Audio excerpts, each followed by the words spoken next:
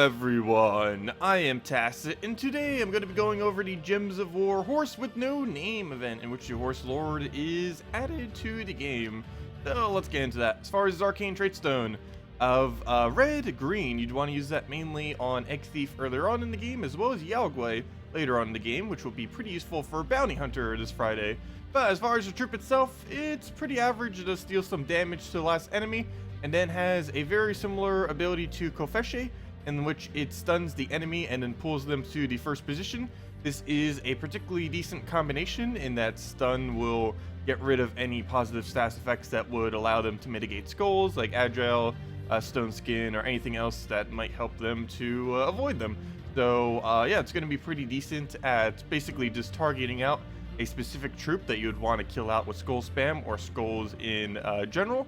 But as far as this ability is really concerned, for 12 mana cost, it's not really going to be worth it for the cost. You do get a half mana start on it if you're going to trade it, as well as a 20% dodge, so you could put him further up in your team. But for the most part, not really a troop you're going to use. It's a pretty average ultra rare. But you might want to use it this week for the extra glory that you're going to be getting from it. But you have two different ways of getting glory.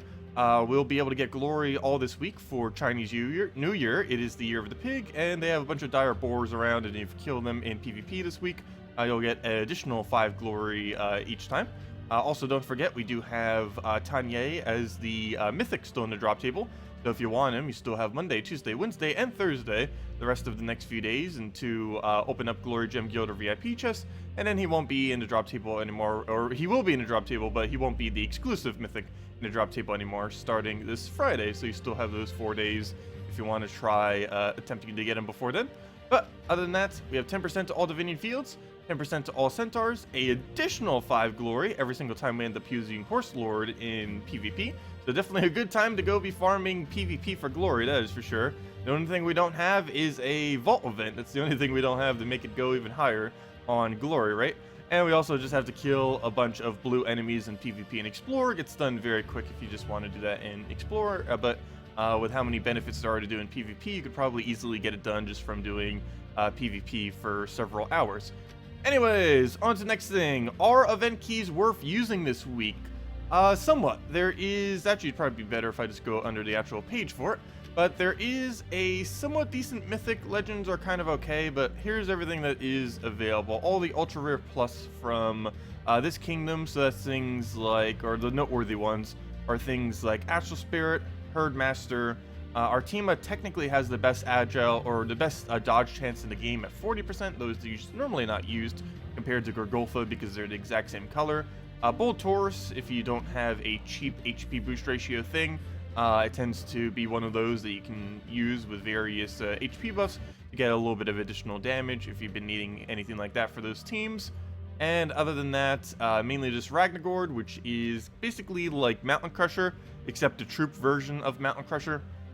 And the most noteworthy thing out of everything in this faction is a Word Breaker. He ends up doing a gigantic amount of explosions and dealing damage to all enemies, though he is a mythic, so he is very unlikely to actually obtain specifically, but he is definitely an insanely good troop to have around. Anyways, as far as the guild-related event, we do have raids this week. We are restricted to only using Divinian Fields, since it is one of those Divinian Fields weeks. There are a few different teams that you can get around with. If you have a Word Breaker, you can go with Mountain Crusher, Word Breaker, Herdmaster, and Nightwing. Basically, if you don't end up having a Word Breaker, one of the replacements would just be to put Orion's Herald there, so that you have a backup summon that you can end up doing. And basically, you're just running explosion into explosion. Here we're running triple, but just doing Mountain Crusher into Herdmaster is also perfectly fine, and you basically just keep spamming it and going from there. But yeah, with this, if you did need to go with this alternative, he would have some skull dodge chance, which is relevant because the Zugaf does have some skull spam, gives you that little bit of extra yellow just so you can get that mana up quicker, and they both have that +1 link, so it would go even quicker if you happen to be using that there. And that summon comes in handy to make sure that you don't really have to, if you do get hit by the Zugaf, you'd end up having a decent replacement so that he doesn't hit something else that is of importance. Speaking about hitting something of importance, this raid troop this week is actually not that bad at all. It has stealthy, so we're always going to be able to get the boss killed pretty much. because assuming this is the only stealthy on our team, which given that this is Divinian Fields, that is very likely, unless we just put it on hero or something. But yeah, it can't be targeted specifically.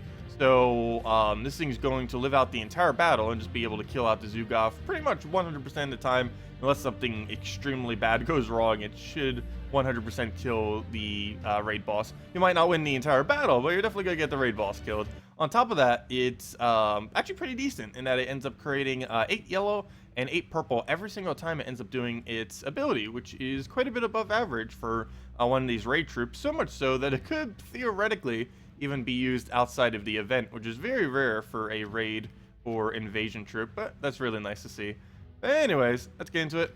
So I am setting my banner into all in on yellow, and you could put your herdmaster in front of your ward breaker if you wanted to. I happen to be doing it the other way around right now, just because this into that tends to almost be full mana, especially if you get a good cascade. It looks like we do, and then once we get ward breaker, we just start doing that, and now we just have essentially infinite explosions. At these earlier ones, we're probably not even going to be needing that cast. As you can see, I'm also using Frost Mage. Realistically, you would be using Titan. I'm just using Frost Mage right now to get some free HP while we're doing the lower level range.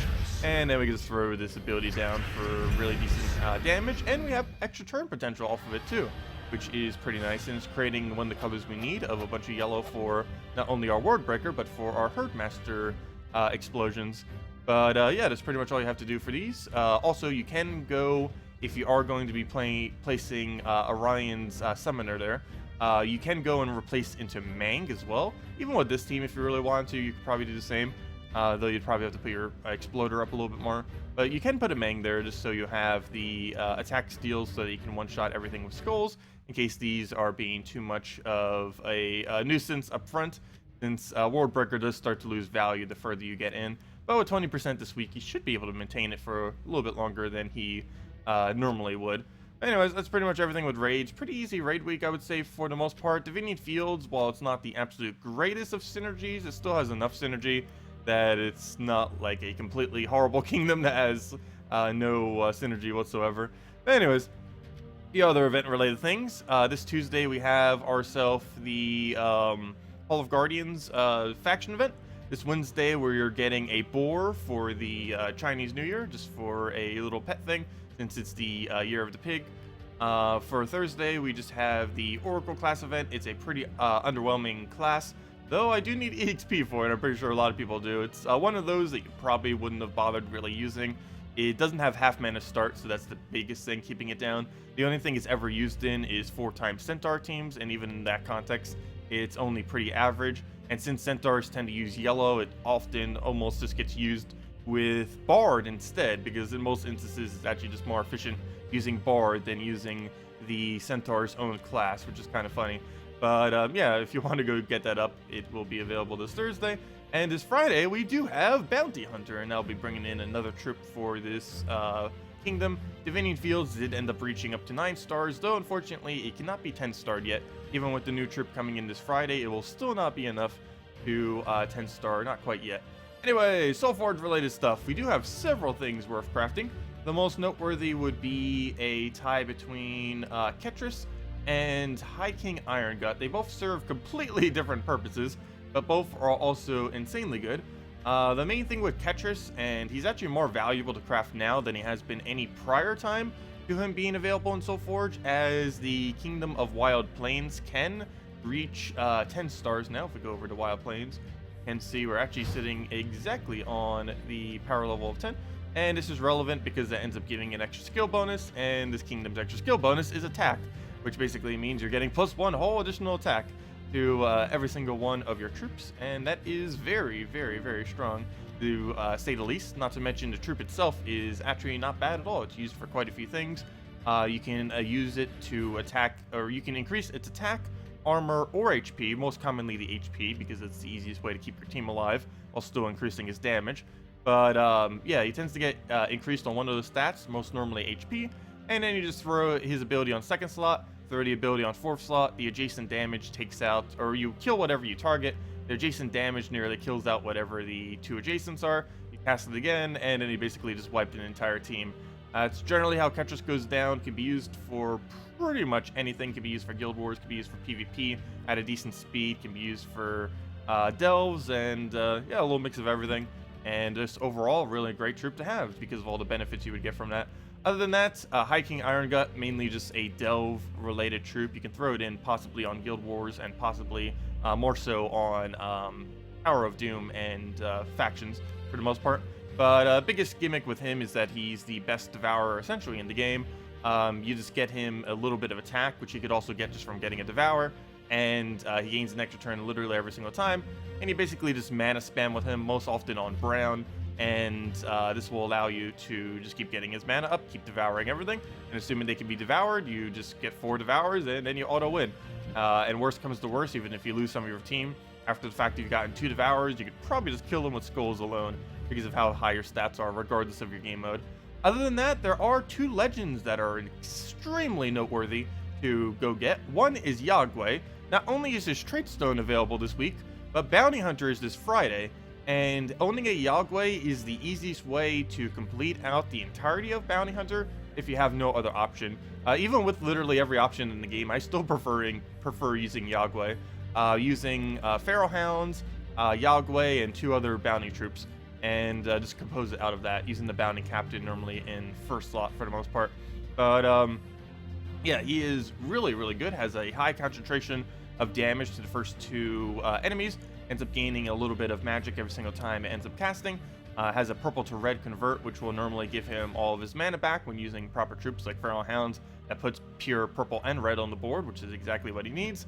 And other than that, every single red you keep taking, he keeps stealing more life, which not only makes him harder to kill and gives him more HP to go reflect with if you're in a sticky situation, but it'll also just be increasing his damage because his ability does boost ratio at a 3-to-1 for every HP that he has. So you're essentially gaining, in a way, 1 magic every single time you get your 3 HP off of this. So yeah, insanely good troop. Great for Bounty Hunter, as well as used in things like Queen Titania or Yagwe Queen Titania teams, normally formed around Flame of Fire or Mountain Crusher if you don't have it, into Yagwe, Tapon, and then Queen Titania. It can also just be used with Alchemist Moneylender Goblin Rocket Yagwe, or Alchemist Moneylender Yagwe Queen Titania, and other similar teams. It's a really solid thing to have. Basically anything that ever needs green-red as well in various game modes, you can end up using it. More so the Guild Wars. Doesn't scale that well into Delves. But yeah, with Bounty Hunter this week, definitely something you should have if you plan on doing this Friday event. It does require you to have about level 10 All Kingdoms as well, just so you have enough durability. But if you're in the range where you have enough stats but you don't have a Yagwe, definitely worth considering picking them up. Other than that, there's Tesla. This is a really good thing to pick up in early game if you haven't really gotten anything yet that's good at killing anything for the matter. Basically, what her biggest thing with her, she has a 4-to-1 boost ratio on all armor. And when I say all armor, I mean literally all armor, not just your ally armor, but also the enemy armor, which is one of the reasons why she tends to be pretty decent, particularly in early to mid game as you're progressing through when you don't have other means of damage sources, because she will scale essentially based on the enemy stats. So every single thing will have more armor as they have more HP, and you'll just constantly be able to do more and more damage to the enemies based on how high their stats are. And basically just spamming a bunch of mana with her. You can use Triple Dwarven Gate, you can use a Valkyrie anywhere on your team, you can use Hellcat on anywhere on your team, you can just use Exploders, and just plop her somewhere on your team with a bunch of other true damage. And regardless of the way that you go around doing it, she will be able to do a lot of damage, particularly when you're lacking other damage sources. So another pretty nice thing to have around for early game. But that's the rundown on everything that's currently in Soulforge. The other 4 are pretty much useless for the most part. Anyways, let's go over a few team-related stuff. Not too much to show this week, but there were 3 of them that I want to. One is, of course, the Oracle class for this Thursday. If you're going to be running this, there's a few different options you can run with. Dawnbringer Triple Astral Spirit or Mang Triple Astral Spirit is the absolute cheapest you can end up doing. The restriction for this Thursday will end up being Divining Fields as well as Centaur. So you'd be restricted to this selection of 12 if you were to do it. Other than this particular team, one of the other replacements would be, if you want to go more expensive with it if you have it, is building more into a Wordbreaker Herdmaster related team, and kind of almost more like what we used for the raids, actually. And you can build something more into that for the class related battles. But something as simple as this is going to be enough to get through most of them. And then you switch to Mang once you reach about level 5 or level 6 or further. And you can do this most likely with Titan, just so that you have the extra barriers and you have the little bit extra explosions. Because unless you're specifically using 4 Centaurs, it's not really worth using Oracle. And even if you are using 4 Centaurs, this might not even necessarily be worth using the Oracle. It's a pretty underwhelming hero class, unfortunately. But anyways, I want to go show 2 teams real quick. One is just a glory farming team. So with glory farming, there's a couple different ways you can go about it. But do keep in mind, casual PvP does technically count as PvP for all intents and purposes. So we can just keep repicking casual PvP over and over again, since it only costs 50 gold, and just keep getting really easy wins off of any kind of quick team. So here we have a quick bronze lock pistol team that also has some gold farming that we'll be able to get on it. Basically, we just immediately cast Leprechaun. That will get our entire team going. Keep spamming bronze lock pistol, and we'll be good to go from there. Currently using this with Titan, though you could technically use it with any half mana start hero class. Titan just of course works the best for that. We end up getting the new troop up too, which we don't really necessarily need to do. One thing I did forget to do here is you can set your Titan to have +1 extra glory. So you'd have 5 off the Horse Lord, 1 off your hero, which I did forget to set, just because I normally by default don't use it on my Titan. And we're going to get an additional 5 from this boar. As I mentioned, it is the week of Chinese New Year. I forget the exact date. I believe it's the 5th. We can't remember. But since it is Chinese New Year this week, we'll have those things to kill all week and get 5 glory each time we end up doing so. But basically with this team, we're just trying to get Bronze Lock Pistol up, spam out Bronze Lock Pistol. You can take this out on almost any team. It's just normally you'd want to do it on slightly weaker ones just to get it done a bit quicker, get all of your glory. But we're just happen to be doing it on this particular one, and we'll get our extra hit right here. And as you'll see, we'll get nearly max capacity of gold, which more often than not we would be able to reach, and we should get a lot of glory, and that could be 1 higher than that as well. And as you can see, we end up getting 5 glory from the gnome, from the boar, which does go separately, as well as 8 glory right here, which could have potentially have been 9. 5 of that is coming from the fact that we used the horse, and an additional 1 could come from the fact if we use Titan or any other hero class that has a +1 on its trait. So one other thing I wanted to go show, I guess we'll do it on this harder battle and see how it goes. And that is a 4-time Centaur. So we did end up getting a new weapon this week that came from the event. You can also craft it in Soulforge. It's probably going to be pretty average, but it is a weapon kind of like Divine Protector and all of those. It's even almost similar coloration to Divine Protector, and it's ends up boost ratioing off of all Divinian Field troops. So this entire team is Divinian Fields.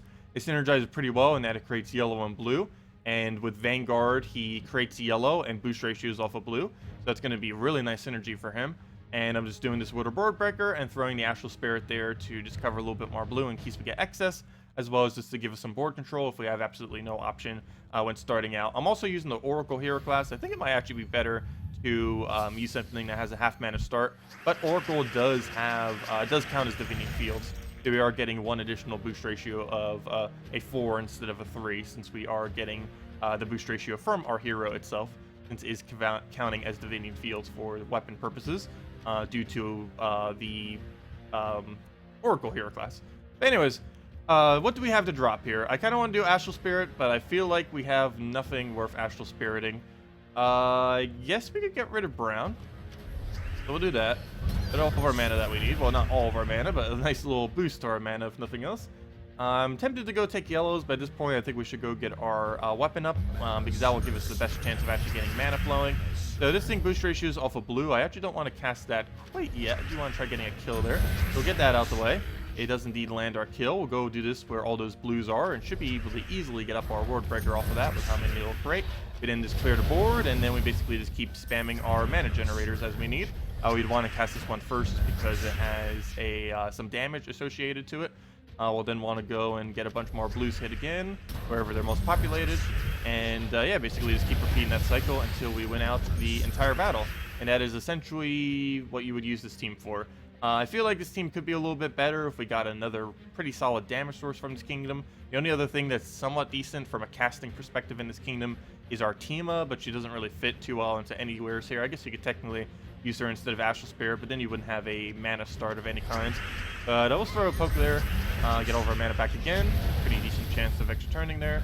And we'll just use this to get our mana for our Ward Breaker cast again. Could try an Astral Spirit, but I'm not going to bother trying to figure out where we need to cast that at the moment. Better just to go for that guarantee, get rid of this barrier real quick. Target this on something that's relevant, probably heroes, so he stops gaining barrier and stop summoning these already. Okay, we'll take the purple. This does gain a benefit every single time we take an extra turn, and that it gains 5 to a random stat, and that stat can be magic. So you never know. I end up getting that and get us our little bit of extra damage. We'll kill that out, so we don't have to deal with this bandit summoning mechanic anymore. Just so we can kill that. Let's see. We'll go and just throw a bow at it, and then one Astral Spirit. Looks like it'll be enough. Unfortunately, that missed right at the end there, but not that big a deal. And then we just kill it out, and that is that. So yeah, the weapon, it's okay. That's one of the better teams you could really use it with, and it barely even did that much. So I would say for the most part, just kind of average. So right here, we did end up getting 16 glory for this battle, potentially 17. I forgot to go switch it back again, but to a degree, you don't really need the 1 extra glory off of like a hero class. If we were using Titan into it, it would give it to us. But sometimes the storm that you end up getting off a Titan on that same tree might sometimes actually be quicker on a given battle. But yeah, we ended up getting 16 glory for a single battle. Definitely not too bad of a glory gain. Other than during a vault event, this week is pretty much the highest glory rate you're ever going to be able to get, not counting gnome events. So definitely a good time to go farm up glory, as there's multiple different ways to be able to get it from PvP this week. But anyways, guys, that'll wrap it up for this video. If you still have any other questions, feel free to leave it in the comment section below. Thank you all so much for watching. Best of luck if you're still going to be trying to get the new Mythic, and I will catch you all later. Goodbye, everyone, and Happy Chinese New Year.